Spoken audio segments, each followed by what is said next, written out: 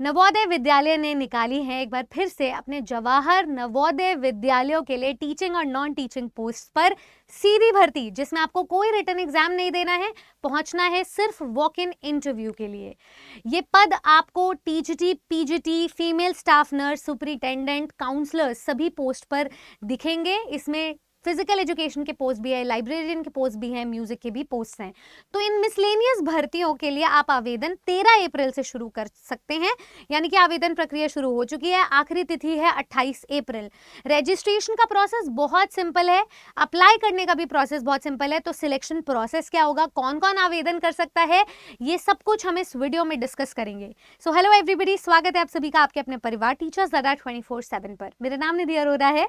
अभी 2-3 दिन पहले मैंने एनवीएस के हरियाणा, राजस्थान और दिल्ली रीजन पर सीधी भर्ती की डिस्कशन करी थी। इस बार ये जो भर्ती निकली है ये शिलोंग रीजन के लिए है।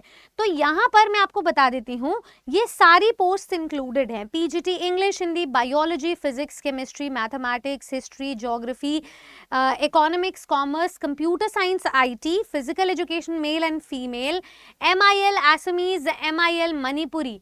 टीजीटी के पोस्ट हैं इंग्लिश, हिंदी, मैथमेटिक्स, साइंस, इसके अलावा social science, Assamese, Bengali, Manipuri, Mizo, Bodo, Khasi, Garo, Nepali, computer science, music, art, library, special education, physical education, teacher male and female, female staff nurse non teaching post पर है, काउंसलर्स और हॉस्टल सुपरिटेंडेंट।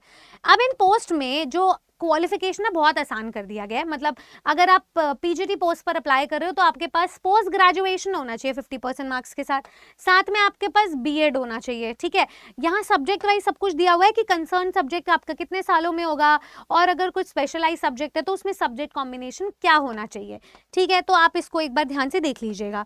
ऐसे ही जैसे आप पीजीटी पोस्ट को कंप्लीट करेंगे तो टीजीटी पोस्ट में भी स्पेसिफिकेशन इन्होंने दिया हुआ है कि आपके पास बैचलर्स में वो सब्जेक्ट होना चाहिए ग्रेजुएशन में 50% मार्क्स के साथ, और साथ में बीएड कंपोनेंट होना चाहिए एंड सीटेड पेपर 2 क्वालिफाइड होना चाहिए। अब इसमें अलग अलग प्रकार से वेरिएशंस दिए हुए हैं सब्जेक्ट वाइज, कितने सेमेस्टर, कितने ईयर में आपका वो सब्जेक्ट हो।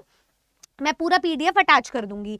यहाँ पर जैसे देखो सारे सब्जेक्ट वाइज सब्जेक्ट कॉम्बिनेशंस बनाकर दिए हुए हैं, तो आप इसको एक बार देख लीजिएगा।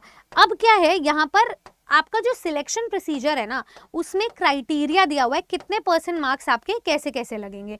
तो यहाँ पर मैं आपको बता देती हूँ कि आपकी जो एसेंशियल क्वालिफिकेशन है पीजीटी लेवल पर, तो 40 नंबर आपके जो होंगे ना वो 40% अवॉर्ड किए जाएंगे आपके कंसर्न सब्जेक्ट के। बीएड अगर आपने किया हुआ है तो उसके 10 नंबर जुड़ेंगे। तो सोचो आपकी एजुकेशनल डिग्री पर आपको ये सारे नंबर मिल रहे हैं और आपके चांसेस बढ़ रहे हैं। आपने किया क्या है, वो पढ़ाई जिसके लिए आपको एलिजिबल होना था। तो आपके योग्यता के बेसिस पर आपकी भर्ती हो रही है, इससे बढ़िया बात और क्या हो सकती है। इसके अलावा अगर आपने कोई और हायर रेलेवेंट एजुकेशन किया है, पीएचडी, एमफिल या बीएड, तो 10 नंबर इसके और जुड़ जाएंगे। अगर आपका एक कोई एक्सपीरियंस रहा है गवर्नमेंट रिकॉग्नाइज्ड स्कूल में, अगर आपके पास उसका सर्टिफिकेट है तो 15 नंबर उसके भी हैं। तो इससे खास बात और कोई हो नहीं सकती है। तो ऐसे मिलेंगे आपको कुल 75 नंबर। ऐसे ही टीजीटी पोस्ट में भी पूरा इन्होंने सिलेक्शन का क्राइटेरिया दिया हुआ है।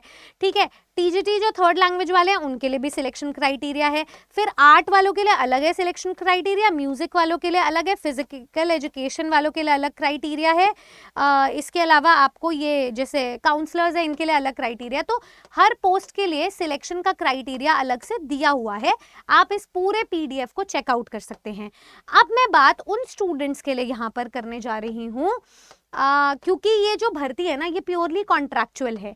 मैं हमेशा अपने स्टूडेंट्स को बोलती हूँ भर्ती कॉन्ट्रैक्चुअल या परमानेंट हो फर्क नहीं पड़ता, भर्ती जो सबसे पास हो, जो सबसे पहले आपको रोजगार दे सके, शिक्षक बना सके, वो भर्ती बेस्ट भर्ती होती है। तो पहले कॉन्ट्रैक्चुअल भर्ती ले लो, साथ में प्रमोशनल एग्जाम्स निकलते रहते हैं उसे निकालो और परमानेंट हो जाओ। तो इस चक्कर में आपका जो आने वाली अभी इनकम है या जो आपका टीचिंग प्रैक्टिस है वो डिस्टर्ब नहीं होगी, हैम्पर नहीं होगी। इसके अलावा यहाँ देखो अप्लाई करने का ना पूरा प्रोसीजर दिया हुआ है, आपकी पूरी अंडरटेकिंग लगेगी। आपको ये जो रजिस्ट्रेशन है ना वो पूरा अटैच किया हुआ है, तो आप इसको देख सकते हो। एक सेकेंड, हाँ यहाँ देखना